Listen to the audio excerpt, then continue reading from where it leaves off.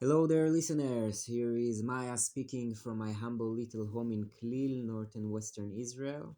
Today is January 31, and in the frame of this episode, you can see a piece of bam that I recently found in the forest, not far from my home.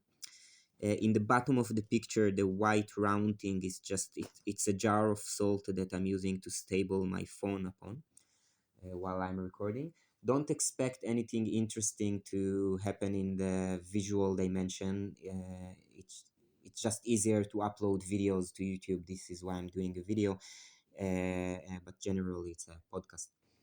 Um, well, first I will say that here in north and western Israel, it seems that the ceasefire is lasting in a way, which is amazing. It's beautiful, but it's true to say that it seems this way because I do hear bombs. I hear explosions every once in a while, usually around night time. I hear the explosions. They don't speak about it in the news, but I hear them. But it's like way less than it used to be. Yeah, it used to be like continuously crazy bombing above my head, and now it's like dim explosions somewhere. So it's better, I suppose. But anyway, in this episode, I wanted to share with you like a line of thought that I had. Um, I've been for a long time. I've been exposed to a line of news, stories about all kind of characters that I'm being updated about, like most of the people around me. And I just wanted to share with you how those stories of the characters been built in my mind. It's all kind of people that are, I think they are exist in reality, but I never met them personally, and I hear about them a lot, and their story have been built in my mind in a way, and it's interesting, just interesting, I don't know, to think that in this big story of this war, or bigger story of existence, yeah, but if you narrow it down to this specific war that started on October 7th, it's interesting to see that there is characters, and yeah, maybe I just wanted to conclude to tell you the stories of those characters as I see them. um, Probably everyone get it from a different angle and see a bit of a different story, so I just wanted to share with you how the stories that I heard in the news been built up in my mind in an interesting way. And it's interesting also in a way of putting yourself in the shoes of the other, like, asking myself, how is it like to be this and that person? um, Thinking that everyone have like the same amount of hours in a day, let's say, to live. And I don't know, in my life I use this time for certain things, and I have a certain like day routine, and thinking like, how does another person use the same hours to do like a whole bunch of different stuff? um, so let's start from a person that I feel that at least in the Israeli media became like kind of a main character in this story. Um, doesn't matter if, some people see him as like a hero, and some people see him as like a dis hero, like a villain in a way. But I think it's quite sticking out that at least in the Israeli media, he's present as like a main character in this big story of the war. And this is Benjamin Netanyahu. Okay, interesting stuff happening in the visual dimension of the video, because rain start finally. It haven't been raining for quite a long time, so it's nice that rain start. And I will close my windows while I'm talking to you. Um, so yeah, Netanyahu. Who is this guy? He grew up like half Israel, half in the USA.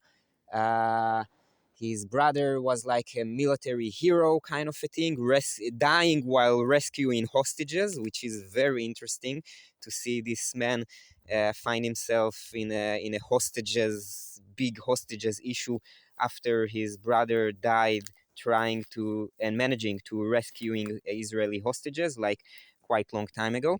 Um, as far as I understand, I watched the movie, the Bibi Files. Recommend to watch it.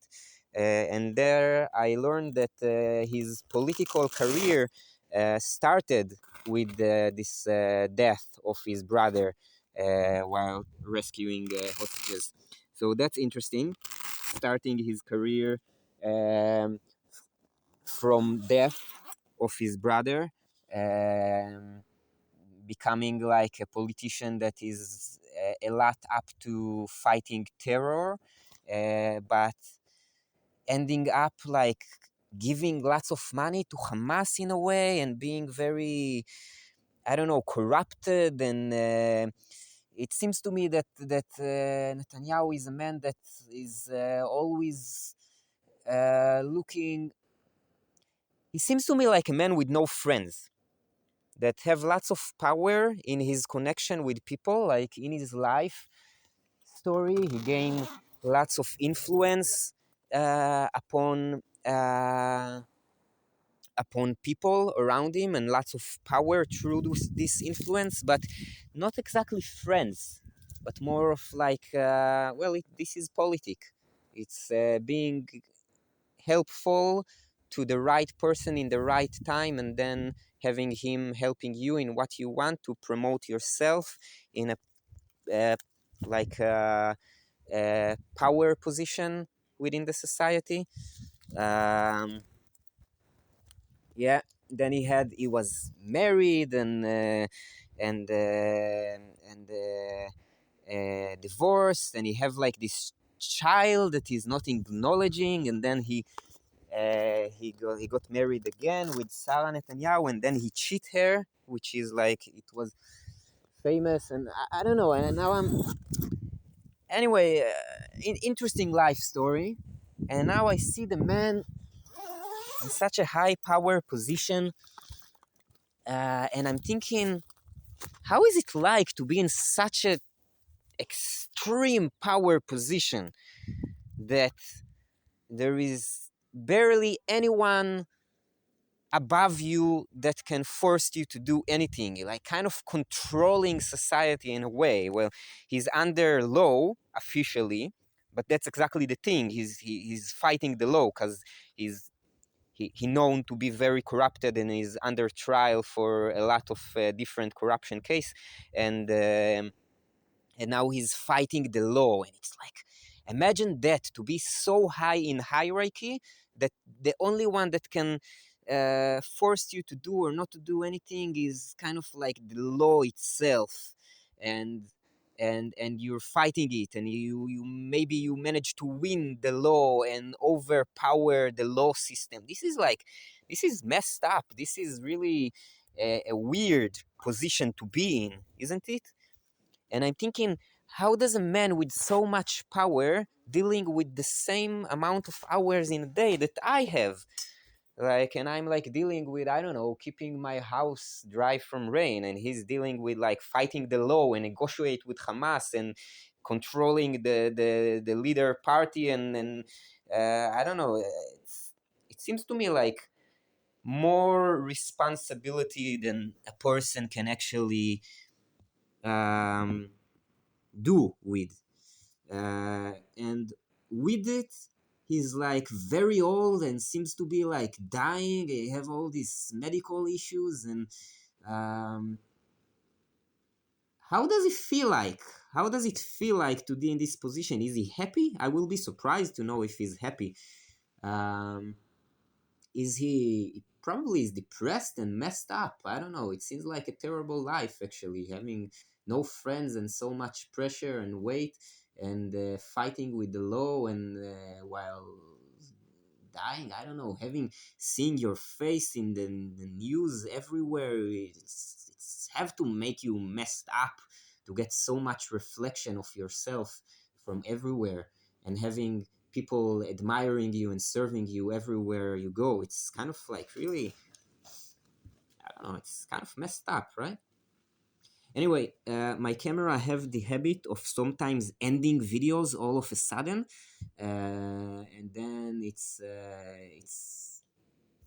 not really nice to have the video cut in the middle. So I think I will stop this episode and make another part to have it conclude in a way that is not like weirdly cut by my camera. So I will do this.